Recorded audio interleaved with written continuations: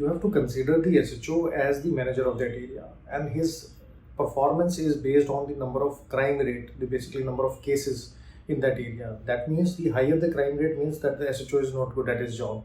Less number of cases means the SHO is really good at his job and the crime rate is low.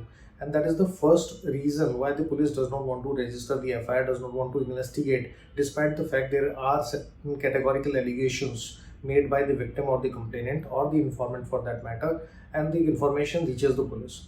So the report card of the SHO has to be maintained by him. Generally, there is another reason also when the victim comes to the police and he says such and such crime has been committed against me. In that situation, the SHO might try, the SHO or the investigating officer, there have been cases, they take bribe and the money from the accused side, and they will try to save the actual culprit who has committed the offense. Third reason why the police does not investigate the matters, irrespective of the fact that it is a cognizable matter. The reason is there might be some internal pressure that so and so person from the internal department or senior police officer called him and asked him or directed him not to take any action. Although SHO is duty bound to take any action on each and every complaint that he receives, whether it is related to cognizable offences, non-cognizable offences, or some minor petty disputes also, except in the cases where the power of the SHO is specifically barred. Now, there may be legislative pressure also. But the biggest reason why the police does not want to register the FIR, does not want to investigate the matter, is because as soon as the FIR is registered, the investigating officer is duty bound to investigate the matter, to collect the evidence, to take the statement of the witnesses, to get the MLC done of the victim, and at the same time, the charge sheet has to be filed, accused has to be arrested. Sometimes the accused files the anticipatory bail, and in that situation, the police, the investigating officer, has to appear in each and every court, from session court to Supreme Court, and has to oppose the bail application, and there are a number of cases that he has to investigate. After the charge sheet is filed, the duty of the investigating officer, the obligation does not goes even if the police officer retires. The police officer, investigating officer, has to come before the criminal court to depose as a witness, as and when he is called as a witness, irrespective of the fact whether he is retired or not. He has to depose related to the authenticity of the investigation. So down the lane, like 4 years, 6 years, or 8 years down the lane, any police officer may be called as a witness in the criminal case. Now, there may be other reasons also, but because of all these reasons, the general public suffers. So let's say somebody committed an offense against you. You go to the police. Police does not want to take your complaint. If the complaint is taken, you file the complaint before the senior police officer. Even in that case, the police will not take any action. And if the police is not taking any action, then you are always the victim of first the crime which is committed against you. Then you become the victim of the entire this executive body. The entire conduct of the police also victimizes any general public member.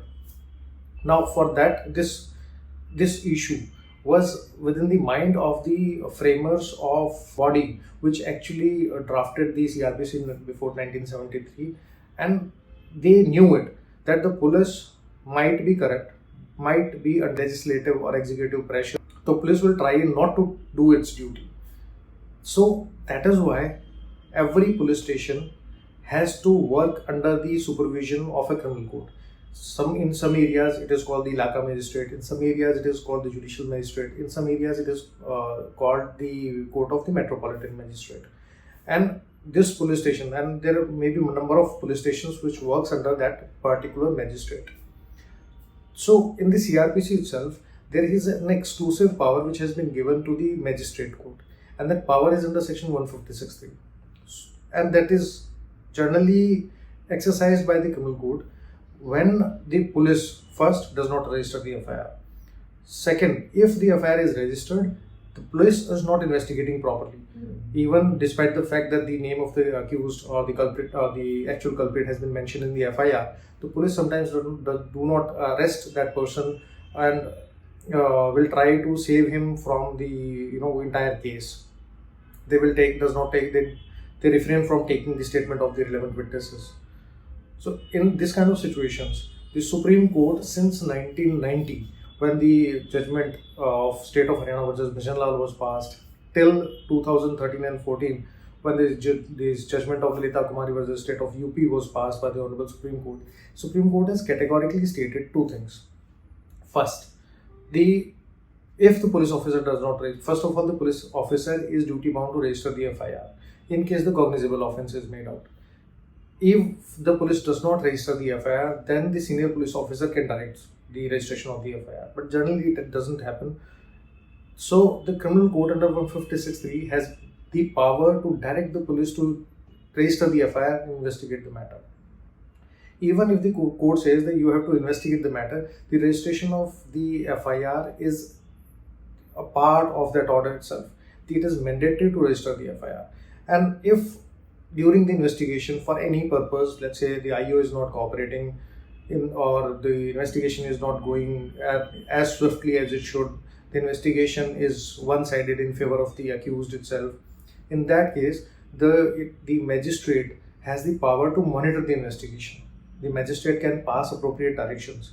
In Sakiri Vasu versus State of UP in 2008, the Honorable Supreme Court again said that the magistrate has all the ancillary powers to monitor the investigation and kind of supervise the investigation. The magistrate does not have the power to actually tell the police how to investigate, but the monitoring of the investigation itself is a very good power with the criminal code, and that too with the magistrate code.